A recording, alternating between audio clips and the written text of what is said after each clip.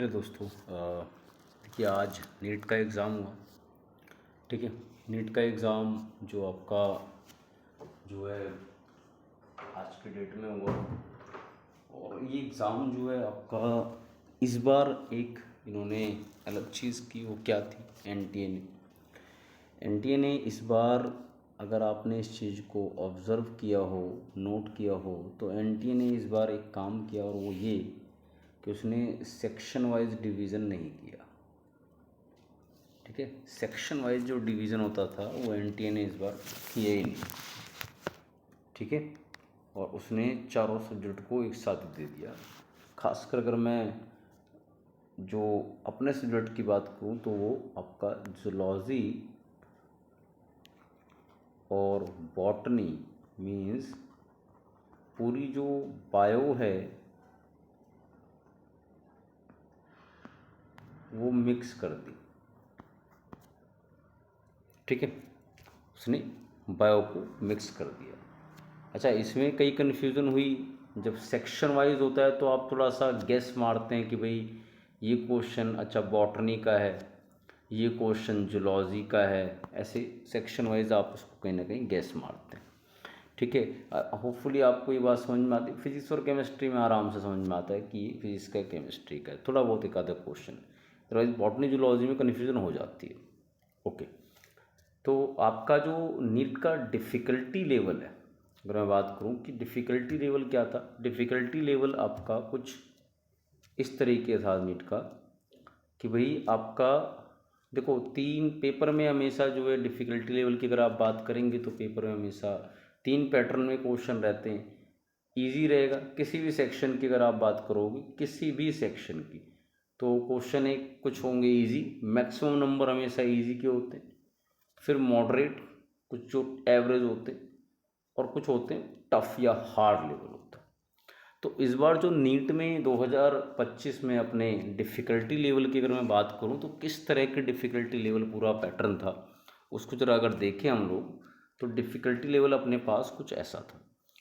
जो अपना बॉटनी का सेक्शन था उसमें 20 क्वेश्चन तो आपके इजी, 16 कुछ मीडियम थे और 14 क्वेश्चन हार्ड थे। ठीक है। काफ़ी क्वेश्चन हो गए, 14 क्वेश्चन हार्ड। तो 14, अगर मैं 14 फोर्जा आपका 56 मार्क्स हैं सीधे सीधे। ठीक है, जो हार्ड की कैटेगरी के। और इस बार बॉटनी सेक्शन में क्वेश्चन ज़्यादा थे, 50। टोटल 90 में से 50 तो बॉटनी सेक्शन के आ गए। फिर इधर देखिए, इसके अंदर अगला जो सेक्शन अपना, तो ये पूरा जो सेक्शन है मैंने डिस्कस किया, ये आपका बॉटनी का था। इसमें 14 क्वेश्चन लगभग ऐसे थे, और ये मॉडरेट वाले भी ऐसे नहीं थे कि बहुत इजी थे। ठीक है। तो इनको दोनों को मिला लूँ तो भाई 30 क्वेश्चन तो उसने ठीक ठाक लेवल के दे दिए, और 14 तो बहुत ही हार्ड दे दिए। ठीक है, अच्छे खासे लेवल के थे। सेम जूलॉजी में अगर मैं कंपैरिजन टू बॉटनी के कहूँ तो जूलॉजी थोड़ी सी इजी आई। ठीक है, जिसमें क्या था आपका 19 क्वेश्चन जो हैं जूलॉजी के अंदर आपके इजी लेवल के थे। इजी मतलब होता है कि अगर जिसने पढ़ा हुआ है, पढ़ के गया है, वो आराम से अटेम्प्ट कर लेगा, थोड़ा सा दिमाग लगा। ये थोड़े एवरेज थे, इसमें थोड़ा सा दिमाग आपको अच्छा लगाना पड़ता है, और ये बहुत दिमाग वाले क्वेश्चन, हार्ड लेवल जिसको कहते हैं, वो था। और इस बार बॉटनी के कंपैरिजन में जूलॉजी में 40 क्वेश्चन आए थे और बॉटनी में 50 आए थे। तो ऑल ओवर अगर मैं बात करूँ हार्डनेस का लेवल, तो ये आपके पास हो गया 20 क्वेश्चंस आउट ऑफ 90। 20 क्वेश्चन जो है हार्डनेस कहीं ना कहीं हार्ड लेवल के थे।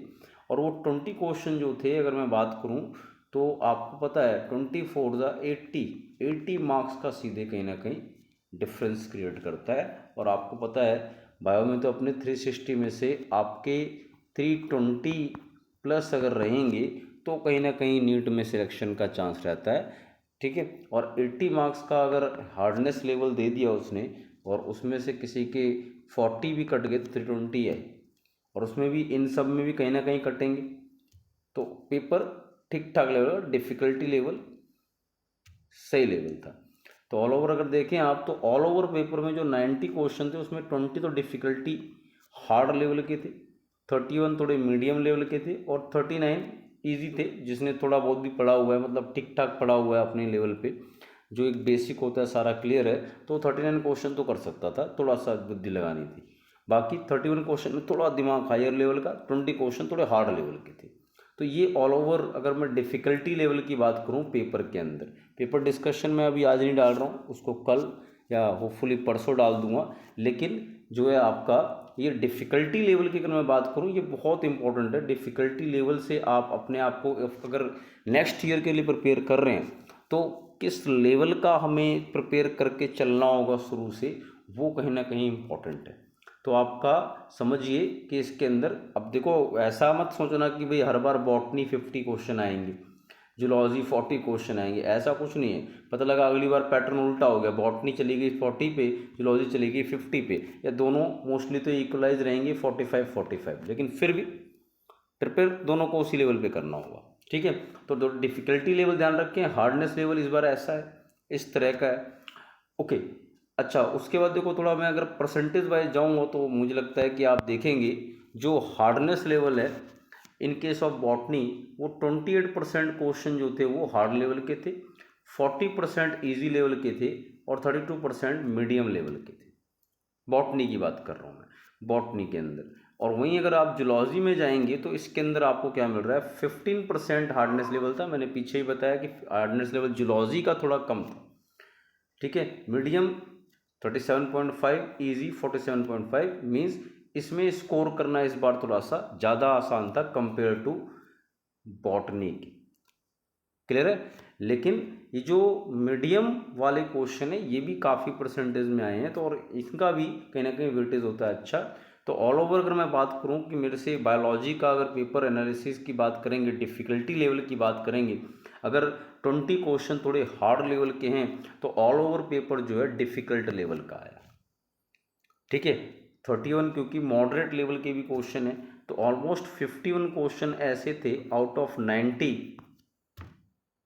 जो कि कहीं ना कहीं जिसमें आपको ठीक पड़ा हुआ होना चाहिए, और 20 तो ऐसे थे जिसमें आपको अच्छा एप्लीकेशन आनी चाहिए पूरी बायो की। ऐसे ही नहीं बस आप चले गए रट्टा मार के और आपके नंबर सोच लें आ रहे हैं, नहीं आएंगे। ठीक है, वो कई बार होता है पेपर दे के निकले हाँ मेरा सही है, पर वो नहीं सही होता है एग्जैक्टली, वो लगता है आपको बस, पर वो हार्डनेस है, तो आप देखना वो कहीं ना कहीं कटेंगे वहाँ पे नंबर आपके। और 31 इसमें भी सही दिमाग लगाना है, तो ये वाले क्वेश्चन तो भाई जिसने सही से पढ़ा है वही कर सकता होगा या उसी ने किया होगा। ये वाले क्वेश्चन हो सकता है आप ऐसे बोल सकते हैं जिसने और बेसिक थोड़ा बहुत पढ़ा होगा तो वो भी शायद अटेम्प्ट कर लेगा, पर आपको बता दूं खाली इसके अटेम्प्ट करने से आपका सिलेक्शन नहीं होने वाला, सिलेक्शन ये दिलवाएंगे। ठीक है, जिसने इसको ज़्यादा अच्छे से अटेम्प्ट किया होगा इनको, वो कहीं ना कहीं क्वेश्चन ज़्यादा कहीं ना कहीं स्कोर करेगा और उसका सिलेक्शन होने का चांस ज़्यादा बनेगा। ठीक है, तो ये थोड़ा सा पेपर की एनालिसिस जो मैंने देखी और जो ऑब्ज़र्व की उसके बेस पर थोड़ा सा मैंने इसको एनालाइज करने की कोशिश की है कि थोड़ा आप इस चीज़ को ऑब्ज़र्व करें। ठीक है, कि भाई आप कहाँ लाई कर रहे हैं और क्या आपका लेवल है, और अगर आपको लगता है कि भाई इस बार हाँ अपना स्कोर नहीं बन रहा है, तो आप इस बात को समझिए कि आप थोड़ा भी टाइम इधर उधर वेस्ट करने की बजाय आप जनरली समझिए कि आप अपने टाइम को प्रेशियस समझिए, तो नेक्स्ट ईयर के लिए आप अपने आप को मेंटली 1-2 दिन में प्रिपेयर करिए पहले कि now I am going to give NEET 2026, और वो इस पेपर को थोड़ा एनालाइज करके करिएगा कि भाई क्या हार्डनेस लेवल है, पेपर किस तरह का है। और ये चीज़ आपको बता दूं मैं 2026 में ये लेवल और इंक्रीज होने वाला है। ठीक है, ध्यान रखिएगा, जो हार्डनेस लेवल अभी मैं जूलॉजी में 15% मान रहा हूँ, उसके अलावा मैं बॉटनी में आपका 28% मान रहा हूँ, उसके अलावा मैंने कहा ऑल ओवर जो हार्डनेस का लेवल है 20 क्वेश्चंस हैं। तो अगर आप देखेंगे ऑल ओवर जो हार्डनेस का लेवल है वो मैं कह रहा हूँ 20 क्वेश्चंस अगर हम लोग यहाँ पे देख रहे हैं, तो अगर मैं मोटे मोटे तौर पे जाऊँ तो आपका जनरली कितना लेवल हो गया, जो आपका ऑलमोस्ट जो हार्डनेस का लेवल हो गया वो अप्रॉक्सीमेटली आप बोल सकते हैं कि भाई हार्डनेस का लेवल आपका कुछ 23-24% के आसपास मान लो, मैंने मान लिया इतना परसेंट है। कि भाई 23-24% आपका हार्डनेस का लेवल था 20 क्वेश्चन की वजह से। तो ये लेवल आप ध्यान रखिएगा, नीट 2026 में पॉसिबल है कि ये लेवल 30% तक चला जाएगा। तो इसीलिए उस लेवल पे प्रिपेयर करना ज़रूरी है, ठीक है। ज़्यादातर मोस्टली बच्चे क्या होते हैं, इसको थोड़ा हल्के में लेके और वो निकल जाते हैं। भाई नहीं, रोक देगा सिलेक्शन। अब जो भी बच्चा इसमें 90 में से क्वेश्चन, मान लो जो बच्चा 90 में से क्वेश्चन उसने गलती से सिर्फ 70 किए हैं, तो आपको लगता है उसके 280 मार्क्स है, सारे सही भी मान लिए मैंने, तो भी उसका सिलेक्शन ख़त्म। तो ये लेवल टच करना पड़ेगा आपको। अगर आपने इसको बिना टच किए, या मान लो किसी का ये सारा ही गलत हो गया, ठीक है, और कुछ मॉडरेट में से मान लो 6-7 गलत कर दिए, ठीक है, तो आप समझिए कि आपका अगर यहाँ कुछ 18 के आसपास गलत हैं, 2 ही सही हैं, यहाँ कुछ 7 के आसपास गलत हैं, तो आपने 25+ क्वेश्चन की नेगेटिव मार्किंग कर दी है। ये सारे सही हैं तो भी बता रहा हूँ मैं, इसमें भी एक आधा गलत हो ही जाएगा। तो आपने 25+26 क्वेश्चन की लगभग नेगेटिव मार्किंग की है। मतलब आपके, आप लगा के चलिए 25 × 5 अगर मैं करूं तो आपका 125 मार्क्स तो यहीं चले गए आपके। आप समझिए कि आपका प्रिपेयर करने का क्या कंडीशन होनी चाहिए कि भाई जब आप 2026 में एग्ज़ाम दे रहे हों तो आपकी प्रिपरेशन का लेवल ये होना चाहिए 2026 में कि भाई साहब ये जो आपके पास ये वाले तो इसमें 100% सही हों, सारे इस लेवल की तैयारी हो, ये भी ऑलमोस्ट सारे सही हों, और इसके अंदर भी एटलीस्ट मैं 20 में से 18 क्वेश्चंस को सही कर सकूं। वो अपना नॉलेज का लेवल होना चाहिए बायो का, ठीक है। वो नॉलेज का, वो एप्लीकेशन का, वो समझ का लेवल होना चाहिए ताकि क्वेश्चंस गलत ना हो। और अगर ये पैटर्न चल गया और आपका ये चल रहा है और आप 90 में से लगभग 85+ क्वेश्चन को सही करके आते हैं विदाउट एनी नेगेटिव मार्किंग और एक आधा नेगेटिव मार्किंग के साथ, तो आप 85 क्वेश्चंस को अगर सही करके आ रहे हैं तो आप समझिए आपका कितने नंबर आपके पास आ गए। अगर आप देखेंगे 4 5 20, 4 32 और 2 आपके 340 मार्क्स इवन प्लस में चले गए। यहाँ जो स्कोर होता है इतना स्कोर, तो ये सेफ स्कोर होता है, पर इसको लाने के लिए आपको ऐसे रफली पढ़ के नहीं आता है। रफली पढ़ के आपके 250 क्रॉस नहीं होंगे, 200 क्रॉस होना मुश्किल हो जाता है। और अगर पेपर का लेवल उसने थोड़ा और ज़बरदस्त बना दिया तो पता लगा इस बार ये गेम उल्टा कर दिया अगली बार, और जहाँ वो 20 मीडियम दे दिया और 31 दे दिया उसने, सीधे ले हार्ड लेवल। तो आप समझिए वहाँ तो सिलेक्शन नहीं है। आप चाहे 2026 का दीजिए एग्ज़ाम, चाहे 2027 का दीजिए, डजेंट मैटर आप क्या पढ़ रहे हैं, कहाँ से पढ़ रहे हैं, कुछ फ़र्क नहीं पड़ता इससे। बट अगर आपका एक फोकस्ड डायरेक्शनल पाथ नहीं है तो आप इस चीज़ को 2026 के जनवरी में ही समझ जाएंगे कि भाई आपका सिलेक्शन होगा कि नहीं। आप समझिए एक रूट को, एक बार मैंने बीच में एक वीडियो बताई थी, आपका वो कास वाला कंडीशन चलेगी। कास हम लोगों ने पढ़ा था, कास वाली कंडीशन क्या थी सर? कास वाली कंडीशन यही थी कि भाई आपका कॉन्सेप्ट बिल्डअप बहुत इंपॉर्टेंट पार्ट है, फिर उसके बाद एक्यूरेसी वाला पार्ट, फिर उसके बाद सीधे आपका क्या है, दैट इज़ स्पीड वाला पार्ट। ये मायने रखता है। पर मुझे लगता है कि अब थोड़ा सा इसमें ऐसा भी होने वाला है कि आपका सबसे ज़्यादा फोकस इस पे आना स्टार्ट हो जाएगा, कॉन्सेप्ट प्लस एक्यूरेसी। कि वो लेवल अगर 20 यहाँ पे डिफ़िकल्ट लेवल हैं जो कि 23-24% इसने डिफ़िकल्टी लेवल डाल दिया आपकी बार, आप समझिए हार्डनेस लेवल ले लिया, ठीक है। हार्ड जो क्वेश्चन है 20 क्वेश्चन डाल दिए, इसका मतलब क्या है कि वो अगली बार और बड़ा खेल खेलेगा और 30% के ऊपर फेंकेगा। तो समझिए वहाँ पे कहीं ना कहीं भाई आपका अगर लेवल नहीं है थोड़ा इसमें, तो आपके नंबर नहीं आएंगे। फिर आप चाहे जो करिए, वो आप कुछ भी करिए, लेकिन वो नंबर नहीं आएंगे आपके पास। तो इसलिए प्रिपेयर बहुत ध्यान से करना है 2026 के लिए। और ठीक है, कुछ चेंजेस करने की बात कर रहा है एनटीए, और लेवल शायद और बढ़ेगा, घटेगा नहीं, और इंक्रीज़ होगा। तो प्लीज़ इस चीज़ में अपने आप को फोकस्ड करिए कि भाई एवं नहीं करना, हमें तीनों को पीसीबी तीनों सब्जेक्ट को इक्वली टाइम दे के तैयार करना है। और तीनों सब्जेक्ट में मेरा स्कोर, जैसे बायो में 340 प्लस होना चाहिए, एटलीस्ट मिनिमम मरे मरे 320 प्लस तो होना ही चाहिए, ठीक है। पर हमें प्रिपेयर करना है 340 प्लस का, ठीक है। केमिस्ट्री में इवन 360 प्लस भी बड़ी बात नहीं है, आप यू कैन प्रिपेयर।